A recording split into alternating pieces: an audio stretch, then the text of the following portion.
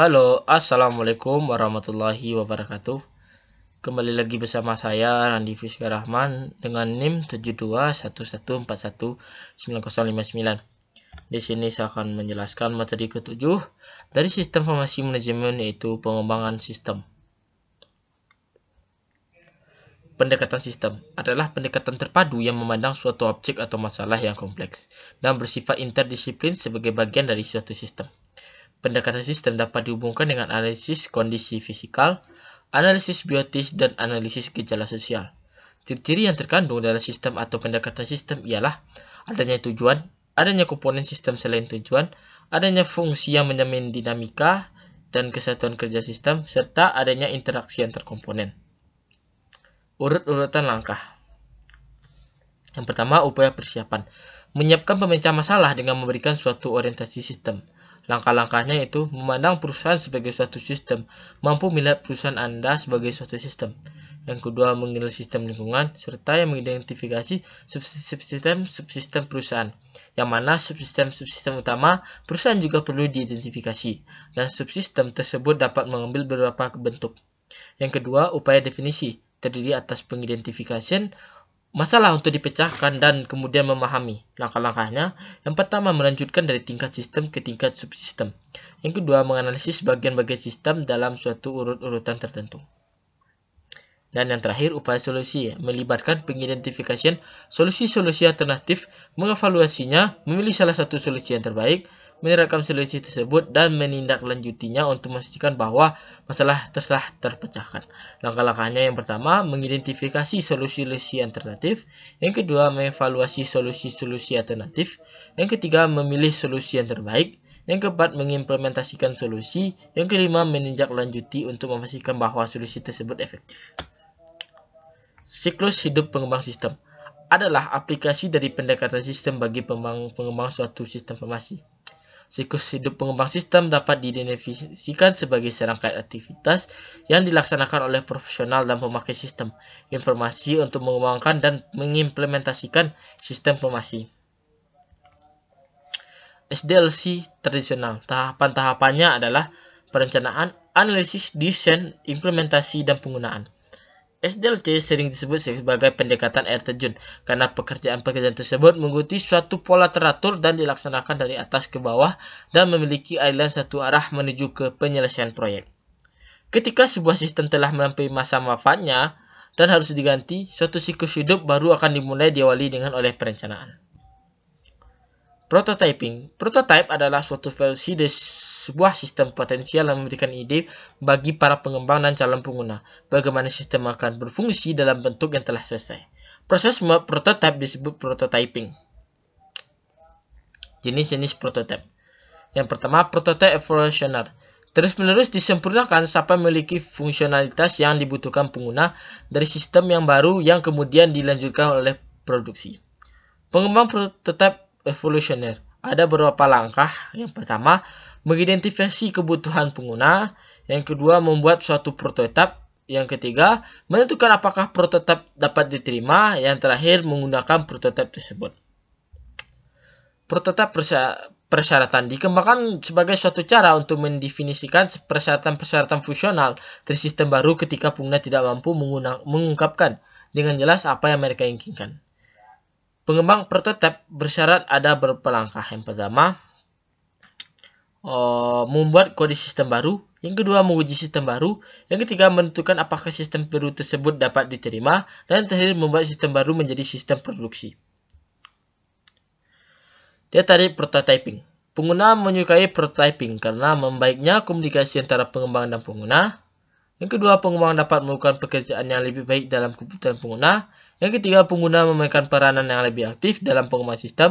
Yang keempat, pengembang dan pengguna menghabiskan waktu dan usaha yang lebih sedikit dalam mengembangkan sistem. Serta implementasi menjadi jauh lebih mudah karena pengguna tahu apa yang mereka harapkan. Potensi kesulitan dari prototyping. Yang pertama, terburu-buru dalam menyerahkan prototype dapat menyebabkan diambilnya jalan pintas dalam definisi masalah. Yang kedua, pengguna dapat terlalu gembira dengan prototipe yang diberikan, yang mengarahkan pada ekspektasi yang tidak realistis sehubungan dengan sistem produksi nantinya. Prototipe evolusioner bisa jadi tidak terlalu efisien. Dan yang terakhir, yang termuka, komputer manusia yang diberikan oleh beberapa alat prototyping tentunya kemungkinan tidak mencerminkan teknik-teknik desain yang baik. Pengembang aplikasi cepat. RAD adalah kumpulan strategi, metodologi, dan alat terintegrasi yang terdapat di dalam suatu kerangka kerja yang disebut dengan rekayasa informasi. Rekayasa informasi adalah nama yang diberikan oleh James Martin kepada keseluruhan pendekatan pengembang sistemnya yang ia perlakukan sebagai suatu aktivitas perusahaan secara menyeluruh. Unsur-unsur penting dari Rapid Application Development adalah yang pertama manajemen, yang kedua orang, yang ketiga metodologi, yang keempat alat-alat. Pengembangan berfase adalah suatu pendekatan bagi pengembang sistem informasi yang terdiri atas 6 tahap: investigasi awal, analisis, desain, konstruksi awal, konstruksi akhir, serta pengujian dan pemasangan sistem. Desain ulang proses bisnis.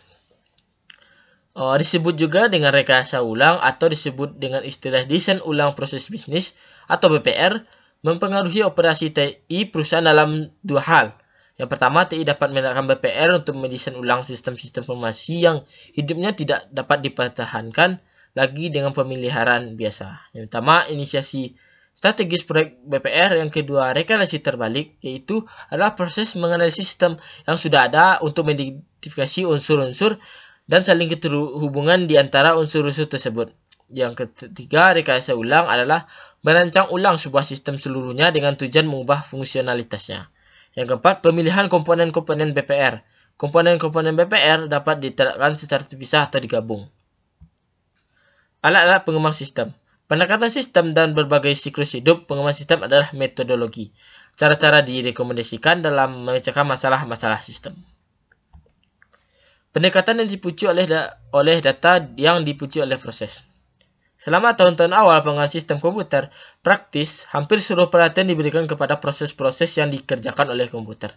Sebagai kebalikannya, dari data yang dipergunakan, muncullah sistem manajemen berbasis data atau 1970-an menarik perhatian akan pentingnya desain data.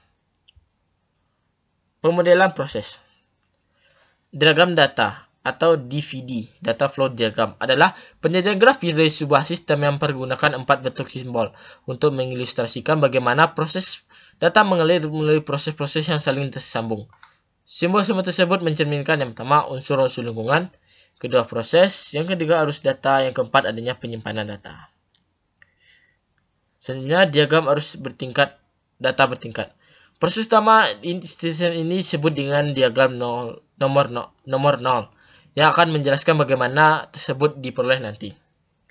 Diagram konteks menempatkan sistem dalam suatu konteks lingkungan yang terdiri atas satu simbol proses tunggal yang melambangkan keseluruhan sistem. Diagram nomor N mendokumentasikan satu proses dari sebuah DVD dengan tingkat detail yang lebih besar.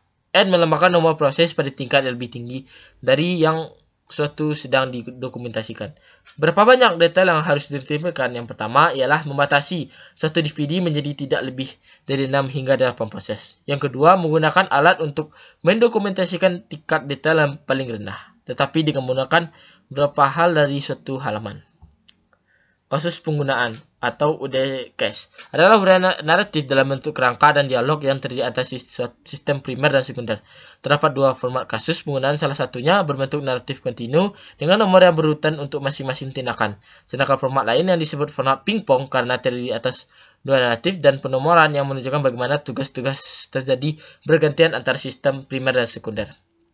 Kapan menggunakan diagram arus data dan kasus penggunaannya? Diagram arus data dan kasus penggunaan seringkali dibuat selama tahap-tahap investigasi awal dan analisis dari metodologi pengembang berfase. DVD mengilustrasikan suatu tinjauan atas pemrosesan dan kasus penggunaan, memberikan detailnya. Biasanya dibutuhkan beberapa kasus penggunaan untuk mendukung suatu diagram angka 0. Manajemen proyek. String Commit System. Informasi manajemen. String Commit System menjalankan 3 fungsi utama, yaitu menciptakan kebijakan, yang kedua melakukan pengendalian fiskal, yang ketiga menyelesaikan perselisihan. Selanjutnya, kepemimpinan proyek, mekanisme manajemen puncak, dukungan web bagi manajemen proyek. mengestimasi biaya proyek.